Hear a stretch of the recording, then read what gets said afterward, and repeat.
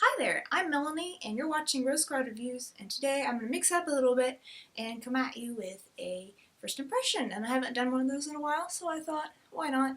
And this is an anime that's coming out this season, so yay for me for being on the ball for once, and that is Tsukigakirei. I'll be mainly talking about like the first episode. I watched like the first few episodes that have come out at this point.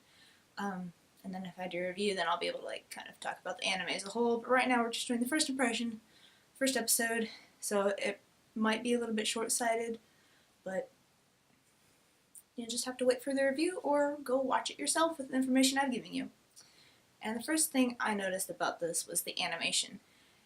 It's an interesting dynamic because I think that they do use a mix between 2D and 3D, and I say I think because it's kind of hard to tell. Even when the characters are being animated for sure, like I'm certain, fairly certain, that this is in 2D, they have like this bright white highlight on them, kind of, sort of like an outline, like when they're in the sun, and like it doesn't happen to them when they're in the shadow, but like, just, when they're in the sun regular, there's like this kind of strange highlight that sort of mimics 3D animations anyway. And now I'm going to talk about the theme song because the theme song is kind of your first impression of the show. You kind of get a glimpse of like, what is this show going to be about? Huh.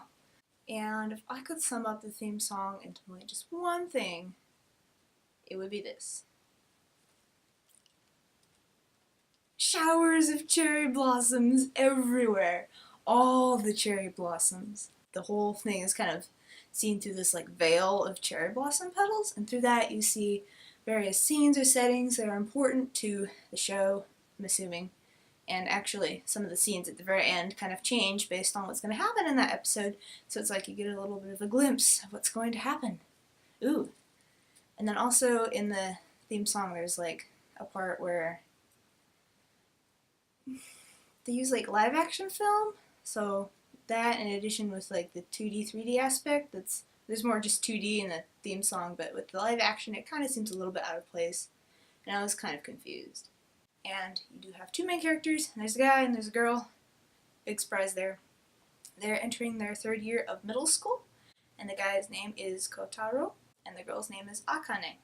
And Akane kind of has some form of anxiety, I'm assuming.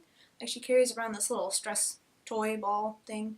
She kind of, plays with it to kind of help calm her nerves. But on the flip side of that, she's also seen as a little bit more outgoing than Kotaro. It just, like, the way she interacts with people, I think. And she's also on the track team, and she's kind of talented at running, and so that's something that she kind of excels in, and she does that for her, like, extracurricular club activity, whereas Kotaro is kind of in a independent study writing club. Like, after school he goes to the library and he sits by himself and he writes, because he's working on a novel, presumably. Took me a little bit to figure that out, but I think that's what's going on. After kind of meeting them the first day, it's the first day of school, practice, you have the writing club, etc. Kane goes home, and they're like, oh, we're going out for supper tonight. So she's like, sweet, let me go shower, and then we can go. And at the restaurant, see each other, recognize each other, and being in middle school, maybe this is just me, but if I saw somebody that I knew from school, but I wasn't like super close with, then I just kind of be like, oh, there's that person. I'm just gonna go over here so that way they don't see me.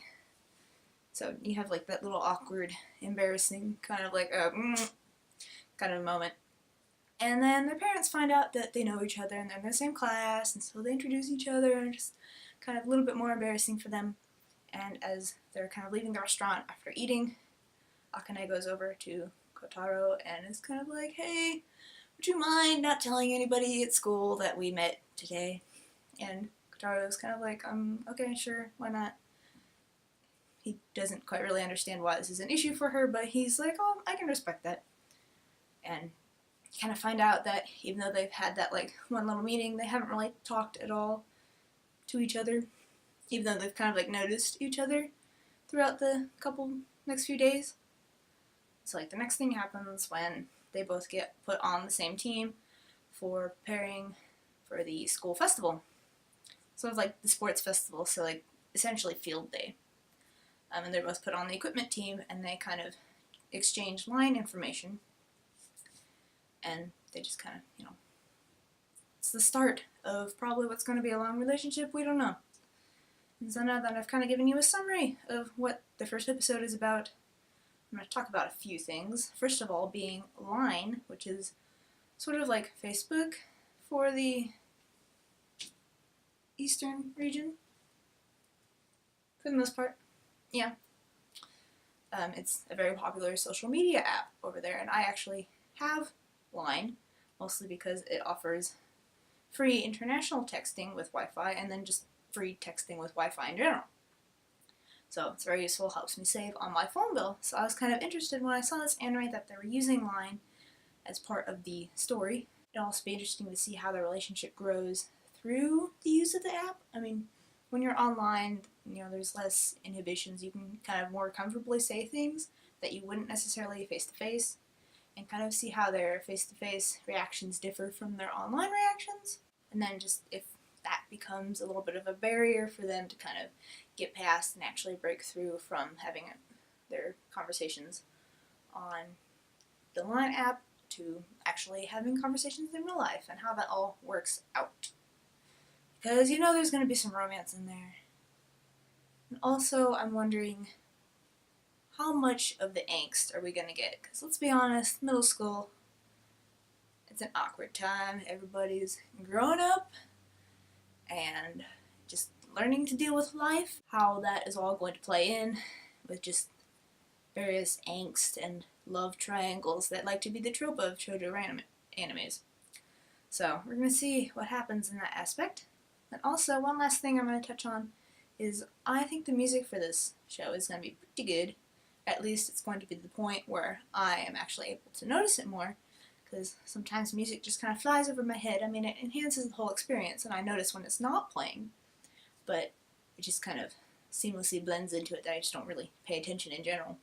And this time, I noticed a couple times how the music sort of helped everything dance through and just, really added to it. So that might be something that I get to look forward to. That's all I have for today. I hope you enjoyed this little review. Like, subscribe, comment if there's any suggestions or whatever that you want to make. I promise you I will answer them. And now I'm going to have to clean up all the little pink things that I threw on the floor. So wish me luck in that. See ya.